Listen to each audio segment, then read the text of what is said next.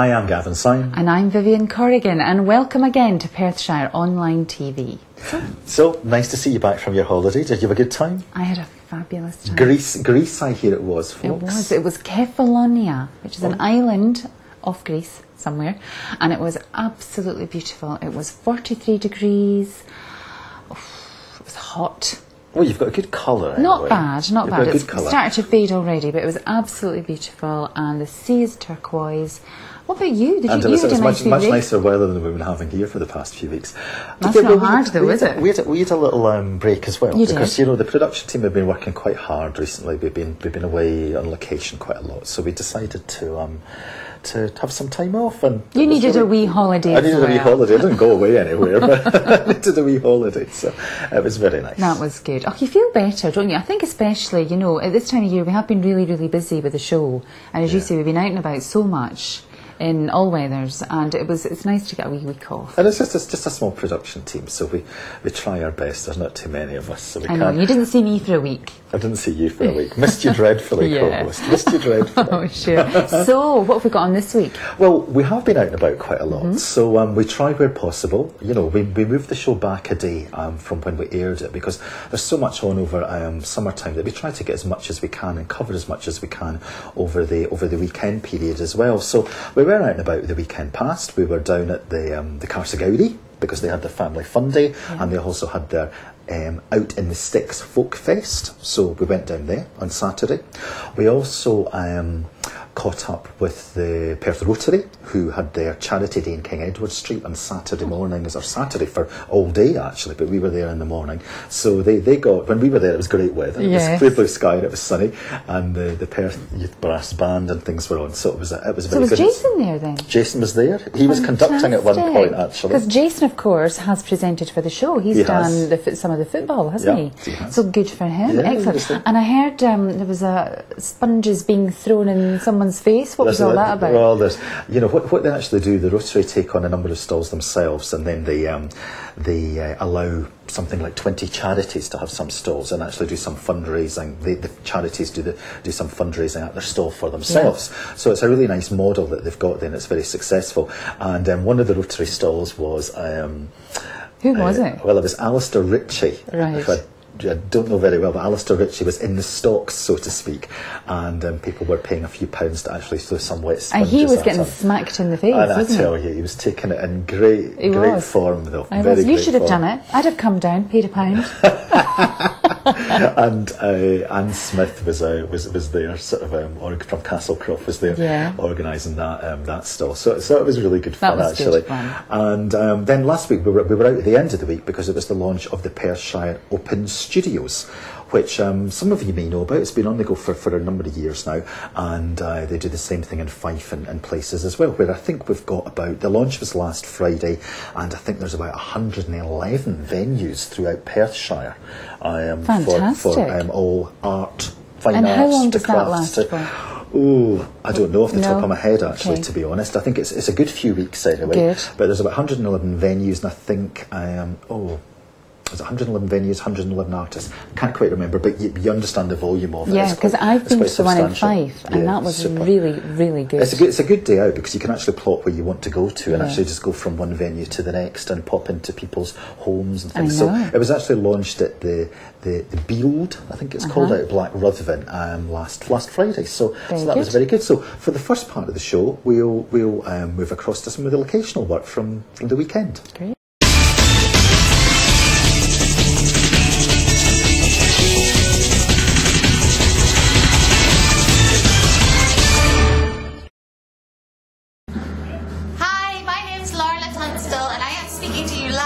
From the Carse of Gowrie Family Fun Day. We've actually just finished the main part of the Family Fun Day, which was outdoors, and wow, what a busy day we had. Absolutely millions of activities going on, so much stuff for the children, and we did have the hugest knockout. It was messy, people did get wet, and the weather had a lot to play in that too, but everybody seemed to enjoy themselves. The other thing is, we've now, as you can hear, started our Out in the Sticks Folk Festival. The bands are in full swing, the bar and the booze is flowing, and everyone seems to be quite nice and happy to be indoors and chilling out after the activity activities of the afternoon. If you haven't been here today, you've missed a great day. Hi, I'm Gavin from Anderson, McGinty, Webster Ward and Perthshire. If any of you care to come along and watch us support our friends The View in Perth Concert Hall on the 2nd of September, you're very welcome. Please do.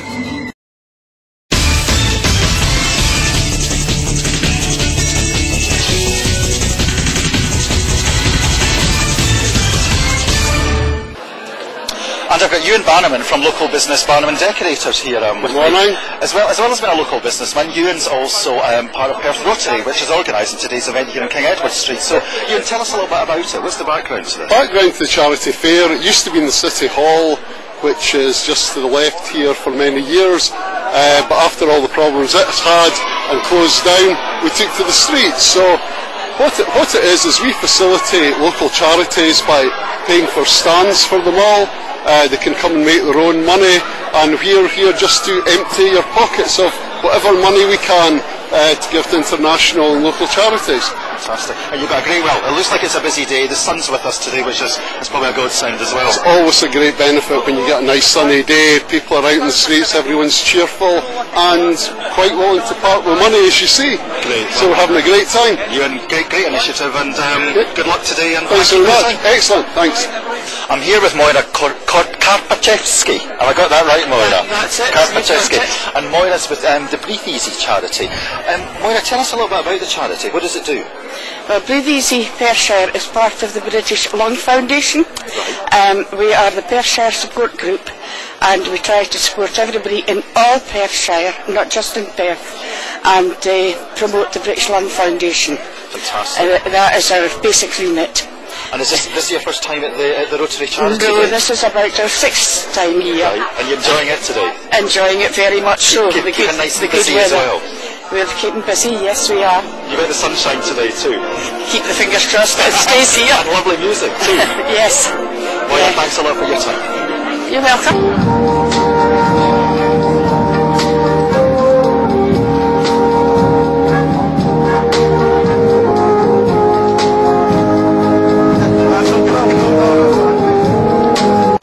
Provide cost-effective HR support, from contracts to recruitment, health and safety to training. Fairways, working with you, for you. Visit fairways-uk.com or call Perth 632 561 for a free consultation. I did it Fairways. Angus McDonald. I'm an investor in art. Not really an investor, a collector, I suppose, but I've been collecting for about 25 years, and always Scottish contemporary art. I've built quite a big collection, about 150 works of art, from bronzes to the paintings.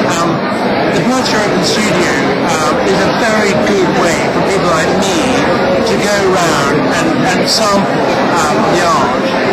And then if we are interested, it's a conduit for us to get in touch with the artists and to explore further whether they have got something which we really want.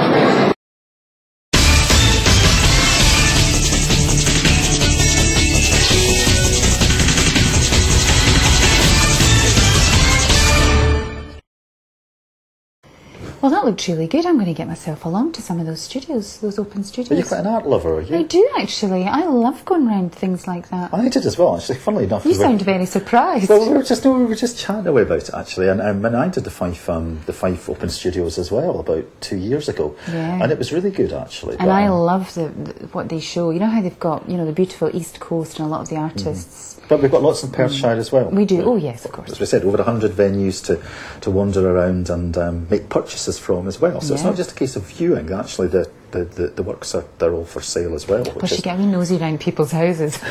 Which I like. We could go with the camera and do whose home is this? We could.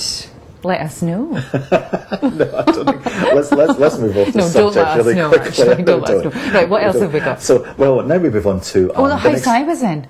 A big palace that I was in. The big palace that you were in. Yes. Now, the next interview actually does take place in one of the largest residential homes in Perthshire. And I had a wee nosy round, I'll tell you. So who did you see? I went to Scone Palace and I interviewed my favourite author, Alexander McCall-Smith. I thought Mark Beaumont was your favourite author. he's my favourite world adventure author. Oh, I see, right. I didn't realise I I get had away with so that many categories. But anyway, I love Alexander McCall-Smith, and he writes, as many of you will know, Scotland Street and the #1 Ladies Detective Agency. How many he's written about? About 100 novels or something, is it? Yes, he's written, 98 or something, yeah. Prolific writer. Not all fiction, of course. But it was so nice to catch up with him, and we got invited to Scone Palace by Waterstones, and he was launching his new book, and he was doing a talk, and so I got a wee chat with him. And we were also, when we were in town on Saturday, we also caught up with Ruth Davidson, who's the leader of the Scottish Conservatives. So let's go and hear the interviews. Well, I may look cool, calm and collected, but I am bursting with excitement because I am here in the beautiful surroundings of Scone Palace with my favourite author, prolific Edinburgh writer Alexander McCall-Smith. Hello there. Now, it's Sandy you like to be called, isn't it? Yes, that's fine, yes. This is fabulous surroundings, isn't it? Really beautiful. Yes. So you're here at a Waterstones literary event, coinciding with the launch of promoting your new book. That's right, yes. Which is here, which I have got, Sunshine on Scotland Street. Yes. Now, that's quite an optimistic title, I would have thought.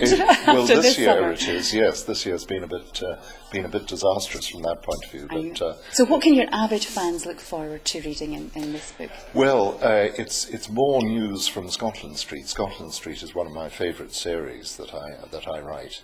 And as you know, it's published in episodes in the Scotsman at the beginning of each year. And so this is the book version of the last set of episodes in the Scotsman. And it takes us back to Scotland Street, to the familiar characters there, in particular to little Bertie Pollock, who's one of my absolute favourites. I know, that's right. Poor little Bertie, he has a very serious problem in this life, which is his mother. She's got a pushy mum, isn't she? She's tremendously pushy. She's extremely pushy. Edinburgh, of course, has a very serious problem with pushy mothers, but Bertie's problem is a major one. And he's had to put up with it for such a long time, hasn't he? Yes, he has. Bertie's 6, but he's been 6 for the last 8 years. Yes.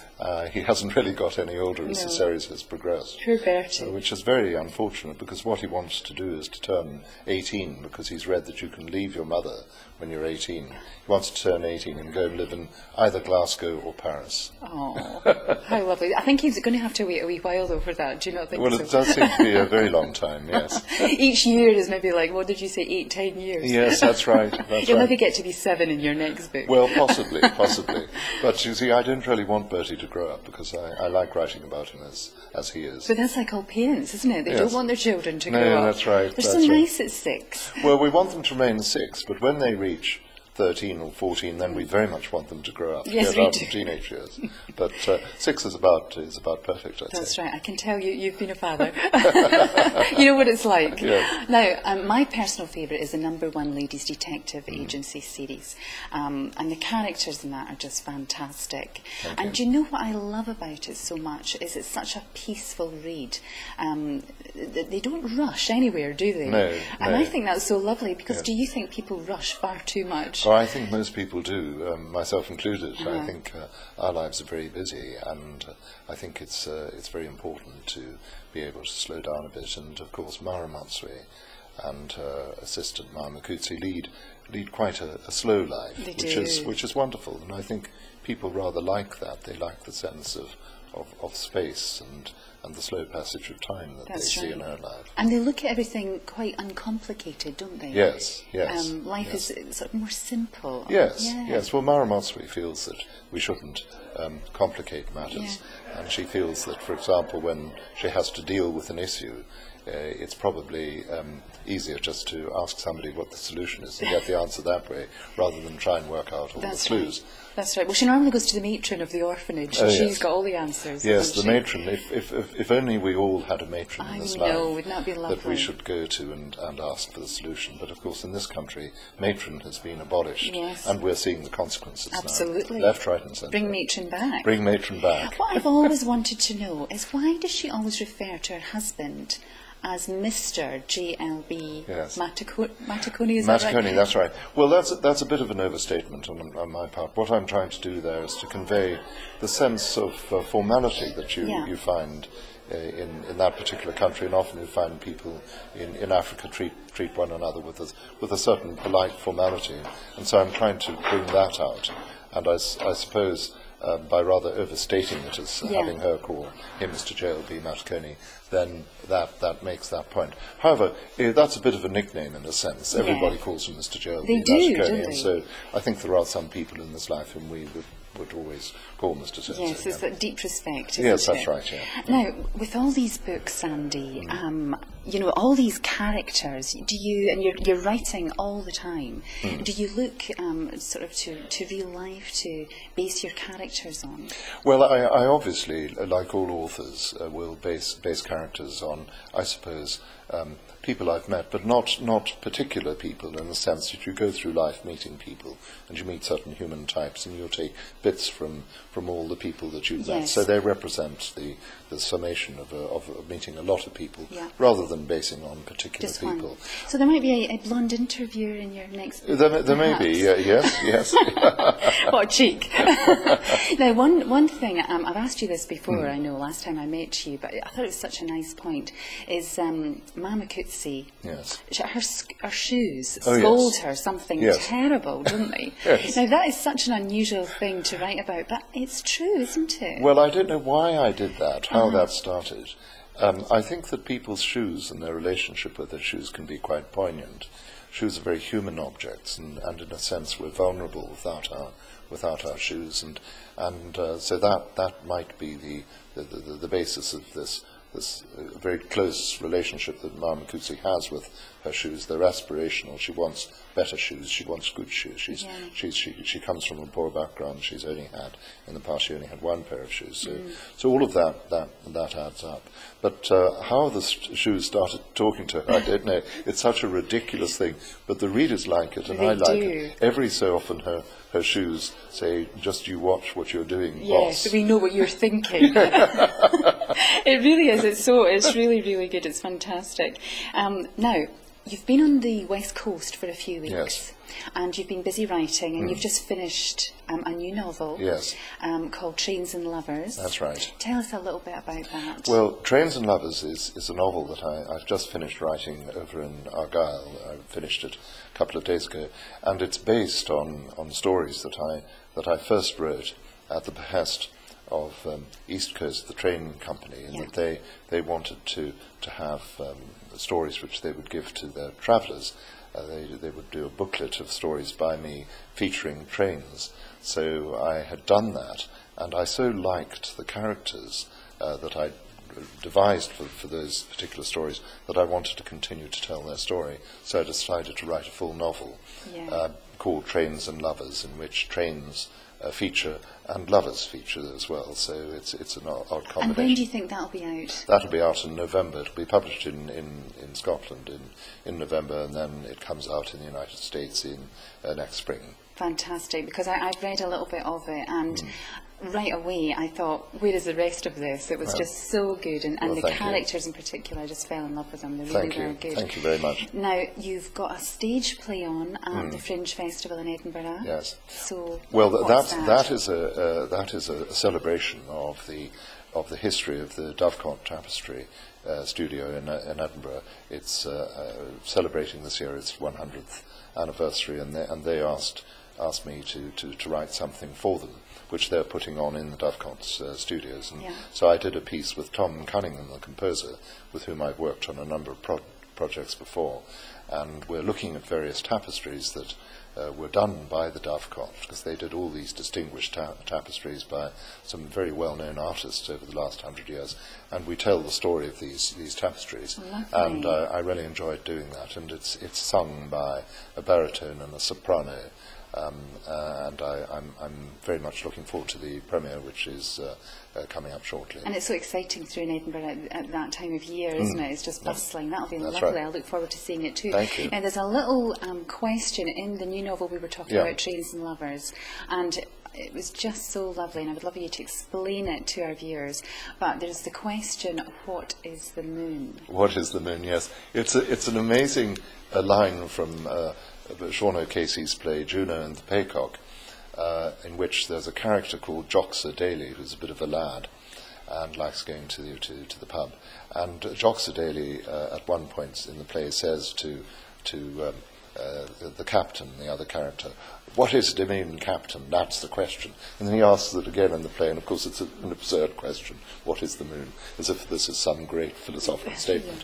But it's a haunting line, and I use it in this particular part of the Trains and Lovers, where there are two characters, and one, they're in Ireland, and one says to the other, there's this question from the Sean O'Casey play, what is the moon? And the other one answers, and he tells us what the moon is, which, of course, is very interesting. It is interesting, most of us don't really think about what the moon may be. Yes, that is. Well, we'll have to wait for the book before we find out. That's fantastic. Well, thank you so much for joining us. The clocks are all chiming now here in the drawing room. It's just beautiful. Thank you for joining us. Thank you're you my favourite author. Well, but don't tell Mark Beaumont. Well, I won't. And you're my favourite interviewer. Thank you.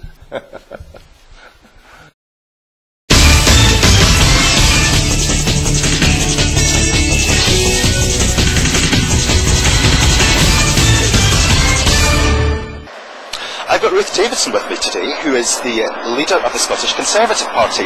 Ruth, welcome to Perthshire Online TV. Thank you, good to be here. So what brings you here today? Well, I'm here today as part of the cross-party campaign to keep Scotland as part of the United Kingdom. We've got a stall up on the High Street, just opposite Debenhams, and there's stalls right across the country, towns and cities and villages right across Scotland today, and I decided to come to the Perth one. Fantastic. So, moving on to some political matters. Big question of the Scottish independence, the Scottish referendum process. What's you and the party's views around this at this point in time? Well, for me, I think that Scotland has the best of both worlds. You know, we're part of a larger whole in the United Kingdom, which means we have all the stability that we need, all the economic advantages that we have from being part of a G7 country, from having free access to goods and markets, from treaties all around the world, but also because of devolution, we get to make all the decisions about health, about spending, about justice, you know, here in Scotland. So I think in terms of the devolved process, we've got it, you know, just about right. Good. One of the items that's come up recently is the First Minister's view on Scottish broadcasting. He has a view that his vision would be to break up the BBC and use the BBC Scotland's resources and assets to provide the broadcasting capacity for Scotland. So what's your thoughts around that? Because I know you've got a bit of a media background yourself. Well, I do. In fact, I used to work for BBC Scotland, so in terms of talking about assets, you're talking about former colleagues of mine, which I always tend to think of them as people rather than assets, but there you go. I have to say, we probably need to see a little bit more meat on the bones in terms of these suggestions, because they are I'm not sure if this is a technical term, but airy-fairy is what I would say. We need a little bit more substance there before we can really judge them. But, you know, I think if we look at models elsewhere around the world, you can look at, for example, places like Ireland, and when you talk about the BBC, you know, you don't get things like the sort of all of the access to all of the bits of the iPlayer. In terms of having BBC programmes shown on Irish TV, you know, they've got to be bought in. So I think, you know, you've got to look very seriously about what you want from a broadcaster and decide what's best for the country. But I hope that decision will not come up on the grounds that I hope that Scotland will remain part of the United Kingdom, and that's what I'm going to be campaigning for over the next 2 years. Good.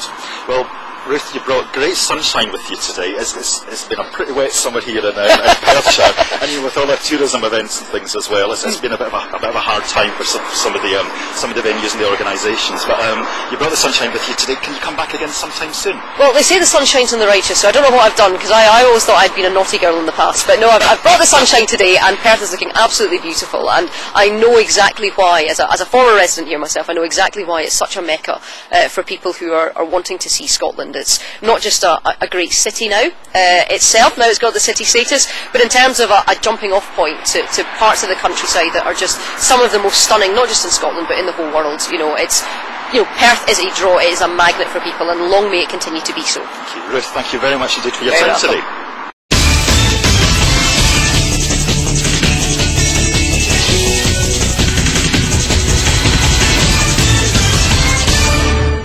Well, that's that's another show for another week, and as always, we always want to hear from you. Yes, we do. So you can contact us by email on info@perthshireonline.co.uk. You can follow us on our Facebook page or Twitter as well. And remember, we've got a new fundraising organisation that we're supporting this month with the Appeal to Save Perth initiative, and that's the 74th Perth Scouts.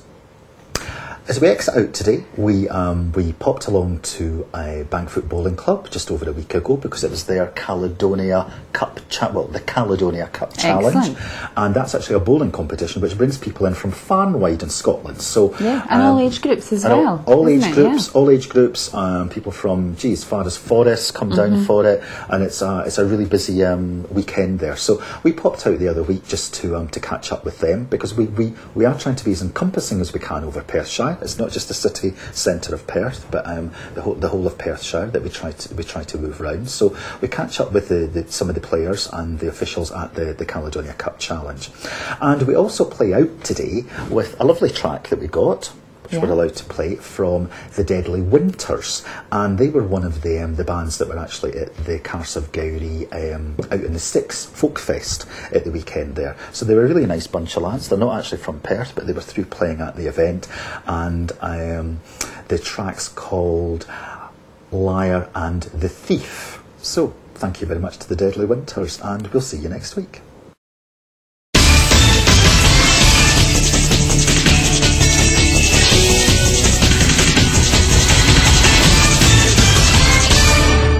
I've got Jack Ewan with me, and Jack's actually the president of the Bankfoot Bowling Club. Jack, how's the event gone this weekend? Very well, actually. For once, the weather actually improved just at the right time. Yeah. So yesterday, I think, as far as I know anyway, everything went according to plan. And today, the weather's been very good, so everything's going just as we wanted it. And I mean, it's great from a tourism perspective as well, because with people here from Alloa and Forest and whatever else, you seem to be attracting quite a good demographic across Scotland. Oh yeah, they've come from all over, and that was actually part of the intention in the first place, just to try and encourage bowls and encourage tourism to the area, even if it's just for the weekend. So how many years has it been on the go for? I'm not sure actually. It was 3 years, 4 years. Oh, great fingers at the side of me there. Yeah, 4 years now. Yes, and it's been actually, as I say, weather-wise, we've been very, very lucky for the 4 years, and the competition's taken off quite well. Yes. You've got good sponsorship from one of the local businesses as well here, haven't you? Yes, yes. We're actually in this club. We're actually very, very well off for sponsorship for various. Well, we have another competition, but this competition we've been very fortunate with the sponsorship from the council and. I can never say that word. Bruada. Yes, that's it. Neither do I. No, I don't know. Bruada. Yes. Well, listen. All the best. It seems to be going really well, and good luck for the rest of the day at this point in time. From yes. Well. If everything goes as it's gone up to now, we'll do quite well. We'll be quite happy. Listen, Jack. Thanks a lot for your Thank time. you very much. Thank you.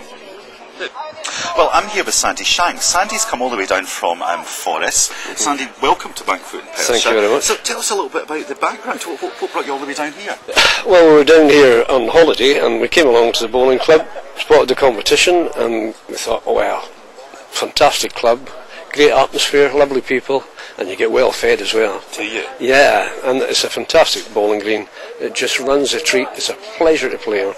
So the four of us come down on a caravanning holiday, and here we are. We're coming back for 3 years. 3 years, yeah. Fourth year. Fantastic. And how do you enjoy Perthshire generally? Oh, Perthshire is one of the gems of Scotland. It's just a fantastic country. So diverse in all the different parts. It's just a fantastic place for a holiday. Tell us a little bit about Forest Bowling Club then. Is it quite a large club, or? Well, it's a medium-sized club, about 100 members in Murrayshire, and it's quite an active club and good friendly club. Good. Yeah. And how well are you doing here this weekend? Well, we're fighting our way through. We got through the first round and went into the finals here, so yeah, we're sticking in and enjoying it, and there's great people to play against, and they're so sociable, and there's no animosity. It's just fantastic. Yeah. Well, listen, thank you for your time, and thank you, and thanks for your support, Perthshire. Yeah, we'll be back to see you again next year. We've got Stephen Dow here from Aberfeldy. Stephen, you've got a couple of businesses up there. What do you do? Yeah, we've got Dow's Deli, which is an outside catering and kitchenware shop, and my wife, a couple of years ago, we took the plunge and opened a shoe shop as well. Fantastic. So you're here at Bankfoot at this at the bowling event. Bowling, big sport of yours? I enjoy it. Yeah, I used to be a golfer, but not enough time to go golfing now, having businesses. So bowling's usually a bit less time. So yeah, took up bowling. And what I find quite interesting when I was actually standing here today is it's actually quite a spread of age groups as well, because with no disrespect meant in any way, you kind of think about bowling as maybe for an older age group. Yeah. Exactly. You're not an old guy. And a lot of guys out there aren't either. No. I think it is getting younger sport now. There are a lot more younger folk coming on. Great. And Aberfeldy Bowling Club? Aberfeldy Bowling Club need more younger members. There's a few of us, not many, but yeah, it's good. It's good. How are you doing this weekend? Well, we were very lucky yesterday to get through to today, and today, we've not really lit up the green yet. But you're getting there. We're getting there. We're getting a couple of games to go yet. So great. Well, listen, thanks a lot for your time. No problem at all. Thank you. We've got Councillor John Kellis here with us. Now, as well as being a councillor, John's actually a resident here in Bankfoot. So, John, tell us, give us a little bit of background about the event this weekend, because it's quite important for the local community, isn't it? It's actually a fantastic event for Bankfoot, because it brings together so many members of the community, young and old. It's a way the businesses have become involved. We've got the local cure centre who's supported us here this weekend, and of course there's a great contingency of bowlers from all around the area coming to see Bankfoot and the hospitality here. But you've got, it's actually quite interesting, because when you actually engage yourself and come into Bankfoot, it's quite a little hive of activity here, isn't it? Because it's very residential, but you've got businesses here as well that employ, and it's one of those places you maybe don't typically think about from a tourist destination, is it? I think that's so, and one of the reasons that Bankfoot as a bowling club decided that they would host this major event is to attract people here and let them see firsthand, if you like, what they could experience. There's some lovely hotels that exist here, great hospitality from them. We have the visitor centre itself, which many people travelling north and south drop into, and that is a great experience. And the liqueur centre, which is becoming a bigger and bigger business on a worldwide basis. Fantastic. So, how's council duties doing these days? It's always busy. It's always busy. It's been a busy year, hasn't it? With city status, Diamond Jubilee, blah blah blah blah blah. There are many things that have kept every councillor on their toes throughout this year, and I think as we settle and look towards the future, people will be taking on board, if you like, the new city status, a newfound enthusiasm, I think, for the whole of Perth and Kinross, where there are many more events. People locally are running their own shows, their own individual things that have added, if you like, to the whole, the way in which a visitor or a tourist would see it as an attractive area. We've been involved in something recently where we did some filming for it was called the Dream Makeover thing, which is very, quite simple in itself, but it was a number of businesses that collaborated together just to do something for a certain lady, and they had to put their nominations in. But what was interesting about it was businesses collaborating together that hadn't actually even done business with each other before. Well, I've seen over maybe the last 5 years, particularly over the last 5 years, I've seen more communities starting to get together and supporting each other in joint ventures, activities that bring the whole community together and promote, if you like, it might be the businesses to the wider community, and that has brought about maybe a better feeling of camaraderie. Yeah, I know, because sometimes you kind of need that a little bit, and I think as we move forward with the city status, I think we've got to be proud of Perth. I think we do. We've got an awful lot to offer. I think for a long period in our history, we've always thought about, well, we've got a lovely environment. We've got the mountains, and we've got the rivers and so forth. But now people are securing businesses that are associated to that.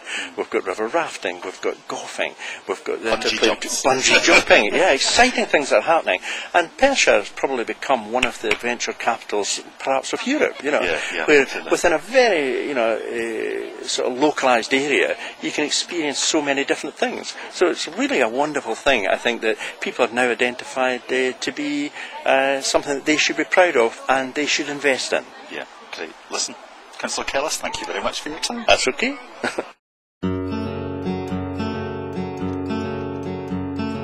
Come gather round and I'll tell you a tale, one that I think you should know.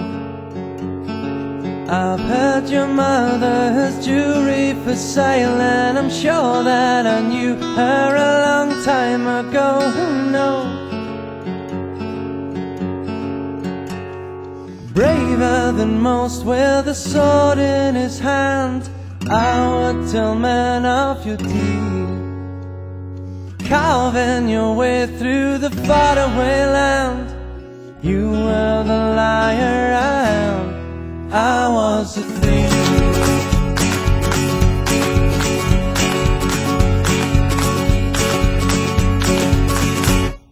Write you a letter and sing you a song, one that I'm sure you would love. While standing here I can see it's gone wrong, and I'm sure that these words can explain me above.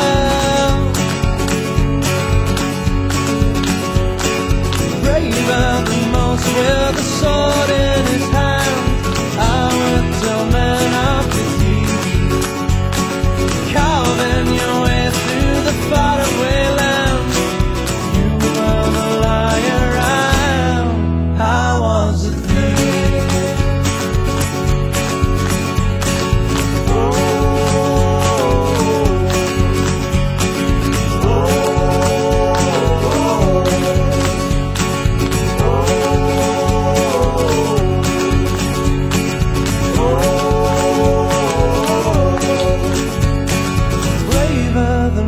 With a sword in his hand, I would tell men of your deeds, carving your way through the faraway land.